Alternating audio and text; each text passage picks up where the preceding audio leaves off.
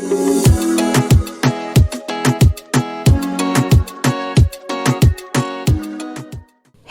मैं हूँ मल्लिका संदीप और आपका स्वागत करते हैं नमस्ते ज़िंदगी के ऑडियो एपिसोड में। और हमें आशा है कि आपको ये पसंद आएगा और आपके कमेंट्स का हमें इंतज़ार रहेगा। तो आप सोच रहे होंगे कि आज किस महिला की बात करने वाले हैं, और मुझे बहुत पर्सनली प्राउड फील हो रहा है एक ऐसी महिला की बात करने में जो कि उस लाइन से उन्होंने हमारे लिए वो सारे रास्ते खोले बाकी की महिलाओं के लिए, जो शायद अगर वो नहीं होती तो पॉसिबल नहीं होता। तो मैं बहुत ज़्यादा इसको सस्पेंस नहीं रखूंगी। I am talking about the first female जज of India which is Anna Chandy ma'am, और उनका जन्म हुआ था 4 मई 1905 को केरला में।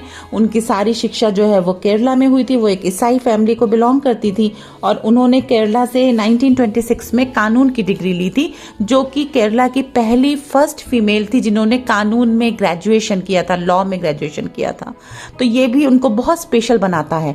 उसके बाद फिर उस दौर में उन्होंने डिग्री लेने के बाद काफ़ी प्रैक्टिस करी, अदालतों में प्रैक्टिस करी, बैरिस्टर बनी वो। उसके बाद उनको 1937 में केरल के दीवान सर सीपी रामास्वामी अय्यर ने चांडी मैडम को मुंसिफ के तौर पे अपॉइंट किया, और उन्होंने बहुत बहुत अच्छा काम किया, स्पेशली महिलाओं के लिए बहुत ज़्यादा काम किया। मतलब उस ज़माने में भी उन्होंने वो सारी चीज़ों को किया और कंधे से कंधा मिला करके पुरुषों के साथ उसी एटीट्यूड के साथ उन्होंने वो सारे मामलों को संभाला। महिलाओं से रिलेटेड जो जितने भी कानूनी मामले होते थे उनको वो हैंडल करती थी और बहुत ब्यूटीफुली हैंडल करती थी।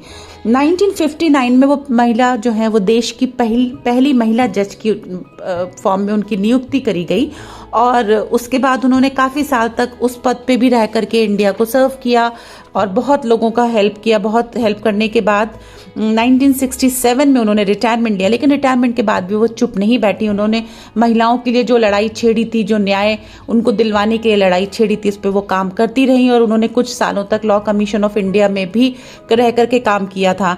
अन्ना चांडी मैम की एक बहुत बड़ी विशेषता थी कि वो बहुत महिलाओं के लिए बहुत हमेशा उनकी आवाज़ बहुत बुलंद रहती थी, और इस काम को करने के लिए उन्होंने एक श्रीमती नाम से एक पत्रिका निकाली थी जो खाली महिलाओं से जुड़े हुए मुद्दों को उठाती थी।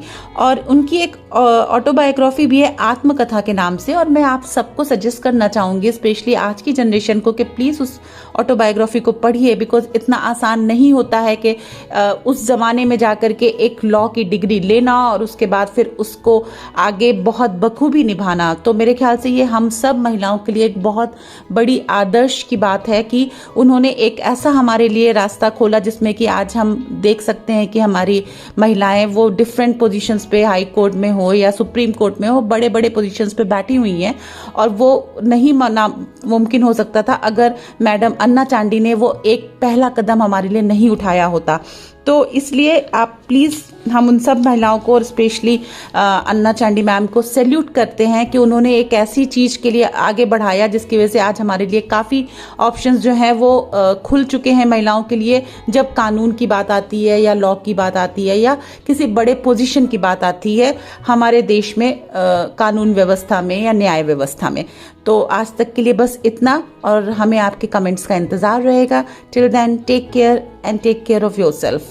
Bye bye.